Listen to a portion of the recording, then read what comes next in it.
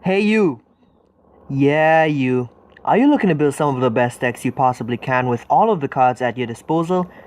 That's good, man. That's real good. Because today I'm going to teach you everything you need to know so you too can make top-notch decks in Clash Royale and have a lot of success using them. This is going to be a two-parter, so if you're new to the channel and you're liking what you're seeing, make sure you hit that like button, subscribe to the channel, and turn on notifications to be notified of all future uploads. Roll the intro.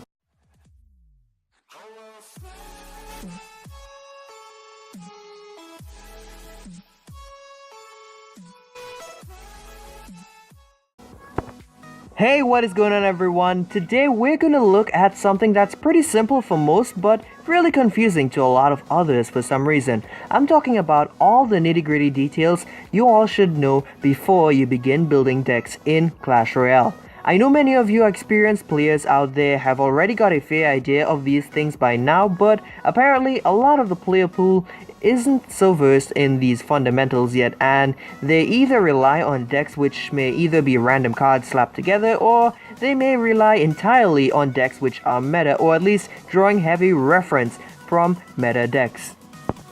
So basically, by the end of today's video, I believe that all of you out there viewing will know pretty much everything you need to before you can move on to designing your own viable decks for any given occasion. Now for this video, of course, we'll be looking at the cards in the game presently, but you will be capable of applying what you learned here to those that have yet to be added to the game.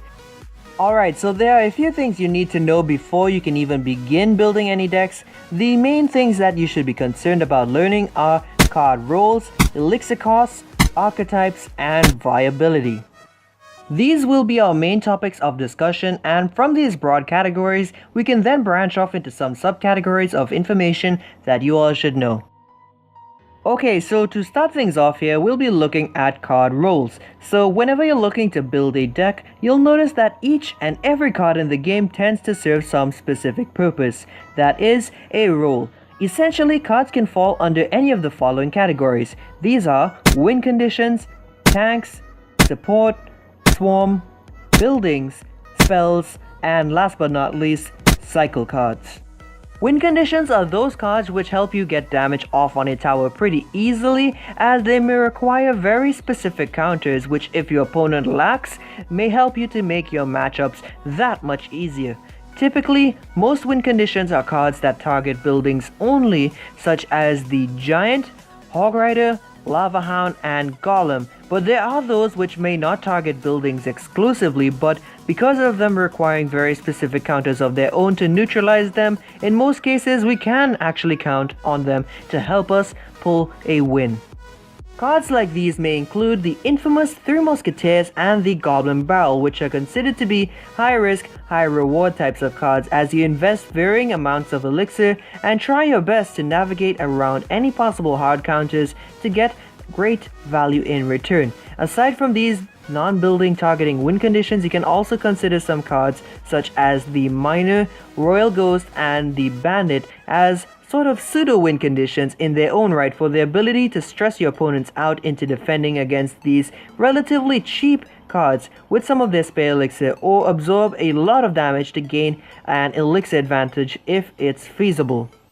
Also, I may try my hand at tackling a few videos surrounding the idea of elixir management in the future, so do look out for that if you can. Anyways, to put things into perspective here, cards such as the Miner can deal almost a rocket's worth of damage if he latches onto the tower and is left unattended, while cards such as the Bandit and Royal Ghost can deal hundreds if not over 1,000 hit points worth of damage to crown towers when they're left ignored. There are of course going to be more cards which you can classify as win conditions and pseudo win conditions that you can list here. However, in an effort to save us time and to keep this video as short as possible, you can take a look at all other cards in the game so far which may fall into either of these categories aforementioned.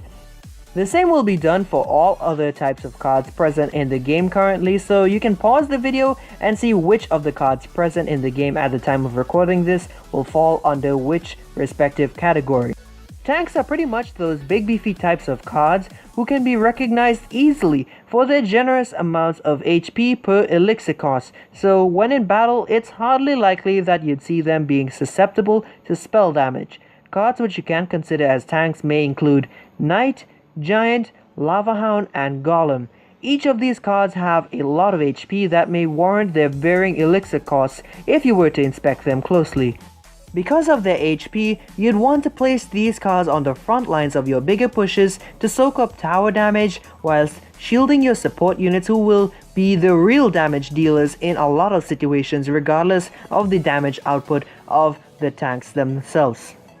Support cards are those which you send in behind a tank. They do pretty much what their name implies, support. Supporting cards are present to help your tanks or win conditions to get to the enemy towers to deal damage, and depending on how the push itself goes, you may get the supporting units to help pitch in and deal extra damage as well to help devastate the crown towers in the process. Some examples of supporting cards may include Musketeer, Witch, Archers, Wizard, Baby Dragon, and so on. Most supporting cards tend to cost less elixir than others because you can't have too many cards that need to go behind a tank unit being just as expensive or even more so than the tank themselves. Otherwise, we'd be stuck playing a very slow-paced game throughout and never really see much variation in our matchups. The exception to this, of course, would be Three Musketeers, which is a win condition and also technically a support unit based on how their mechanics work.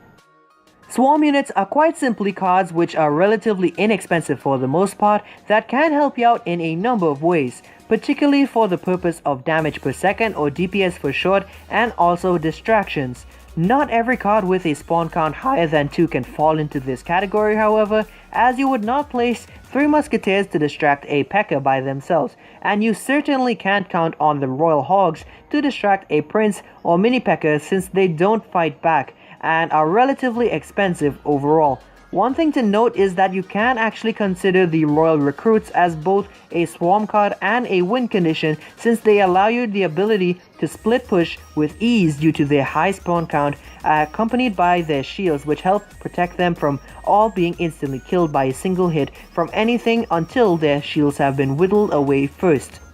Some common examples of cards that may be considered as swarm may include Goblins, Bats, Skeleton Army, Goblin Gang, Barbarians, and the Minion Horde. Depending on the situations you may find yourself in, the roles of these cards may shift between that of distraction to that of DPS.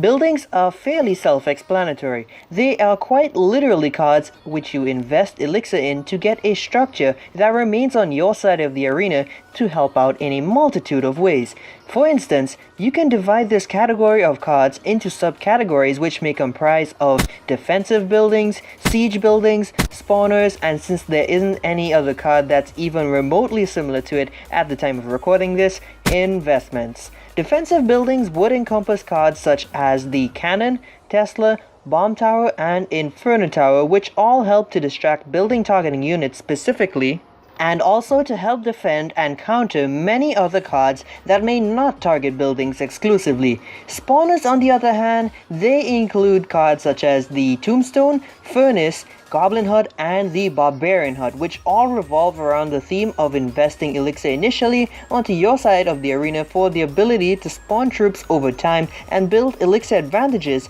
through the trades that your opponents are forced to make as they try to figure out how best to defend using their deck against the onslaught of spawned units.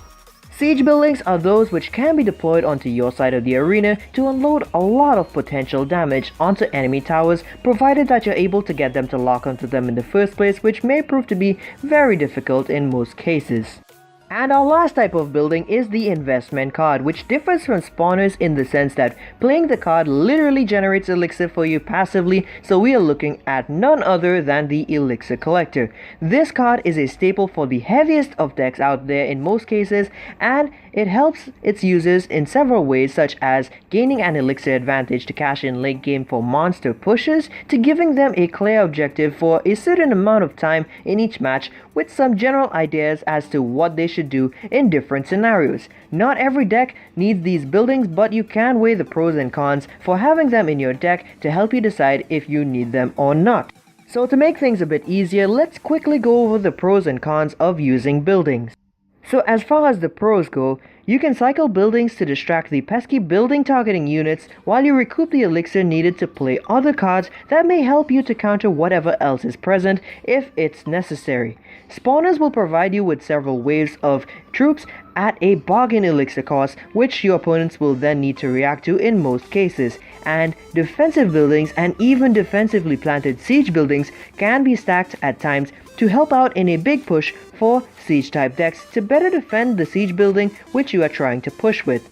And as for the cons, there are some matches in which buildings may be unnecessary or even sometimes unusable due to your opponent's decks packing cards that may easily counter them, or the cards themselves may not be things you'd ideally use buildings against. Unless you're playing a siege deck, you can't exactly use a leftover defensive building to help you out much in a push. Spawners, however, may be useful if paired with certain troops, such as a furnace spitting out fire spirits you can combo with things like a hog rider or a bandit. Some cards in the game can also perform similar roles to what you would use buildings for, so cards such as the Inferno Dragon and the Tornado spell can further add to the versatility of your deck, which can make the need for some of these buildings fairly pointless. A dedicated video to this may be done in the future if you all wish for it, and it will have some accurate comparisons. And in some cases, players may prefer to use the card slot which buildings occupy to fit in another troop or spell, which may synergize much better with their deck than the building in question would.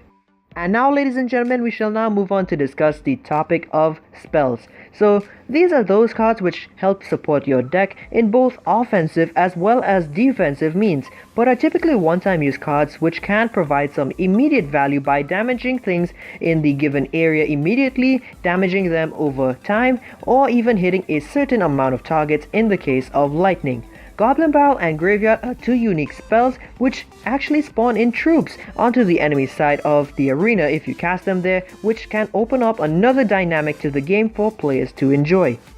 Generally speaking, your spells are there to help you out in the situations where your troops may otherwise fail you. You can use your spells to help you splash enemy troops and buildings for positive elixir trades when deploying troops of your own may otherwise result in negative trades or even poor defenses. Cards like the Rocket provide insane value for its elixir cost because of the sheer amount of damage it can do within a concentrated area, whilst Tornado serves to group troops up into a cluster momentarily for you to combo with any splash troop or spell such as a wizard or executioner, and in the case of spells, a rocket or fireball. Tornado also has the unique ability to help you pull things either away or towards desired targets, so you can effectively activate your King Tower against certain cards to help out on defense more in the long run if you can afford to take a few hits from whatever is coming at you, or even to pull things backwards to help them retarget onto something else, or maybe even to buy your cards more time to lay into whatever is coming down your lane. And now we're going to be speeding on over to our next topic. So we're going to be discussing cycle cards, and this is going to be a fairly quick one. So these are those cards which are very cheap and can be used frequently to help you get to other cards quickly, and are often great when used in combination with other cards to help defend or sometimes even offend for a positive elixir trade. And now that we've finished our look at the different types of cards in the game, we can now focus our attention on the remaining technical terms that you guys should be aware of. So coming up next on our list of terms to discuss is the concept of elixir cost. So the elixir cost of each card used in your deck directly affects your ability to cycle through your cards with ease, and also helps to determine the nature of a deck as well, based on the average elixir cost for the most part. For instance, you could have a pretty heavy card in your deck such as a Golem, but it is technically possible for you to have a deck made so that it isn't classified as a beatdown deck, but rather a cycle deck based on a very low average elixir cost.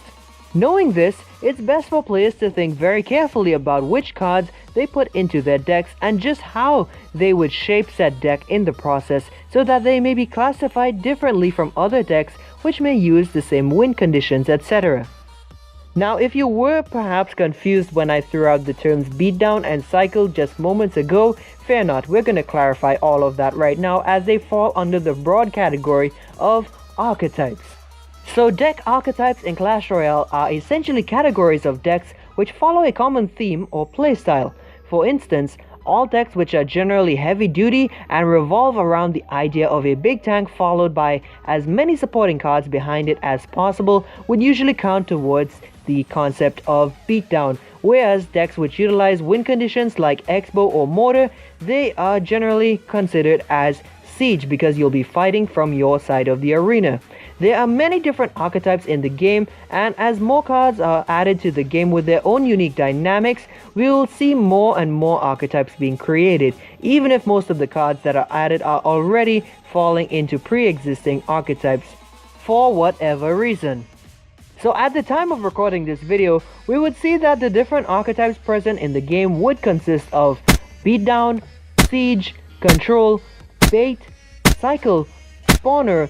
bridge spam, and last but not least, dual lane, aka the split lane archetype. I have a guide to understanding most archetypes written already, which you can reference in the description down below as well as the pinned comment, but I do plan to cover a video which encompasses all archetypes in the game and explains the inner workings in the future. That video as well as many others will be found in a linked playlist for easy reference and might have already been published depending on when you're watching this video, so do check it out when you have the chance. And last but not least folks, we're going to be discussing the concept of viability. So the viability of something boils down to how relevant it may be and how well it may fare in the game at that time. Most decks which are referred to as meta would be those which were tried and true decks used widely by many of the player pool, usually after certain pro players and even content creators popularizing the use of specific decks after having shown them dominating in challenges or on ladder with them. It is important to note that even if a meta deck was popular at one point and isn't used as often at any other time afterwards, you can still consider it a meta deck, so to say, but it would be just from a different time of the game's history, as the meta of the game generally changes ever so often when balance changes land and affects certain popular or even unpopular cards. So folks, that just about wraps things up for this video here today. I hope that you all would have learned a great deal about all the nitty-gritty details inside of the game and that you all can make good use of it when you play next. Also, just a little reminder, part 2 of this video which will explain how you can make the best decks you can while using the insight provided in this video will be made available very soon, and depending on the time you're watching this video, it may have already been uploaded, so do check the playlist linked in the description down below as well as the pinned comment. So with that being said there folks, thank you all so much for watching, and as always remember, if you keep on digging, you'll eventually strike gold, but even then, keep on digging deeper, you'll eventually come across something even more worth your while. So once again everyone, thank you so much for stopping by, and I hope to catch you all in my next video. Peace out guys.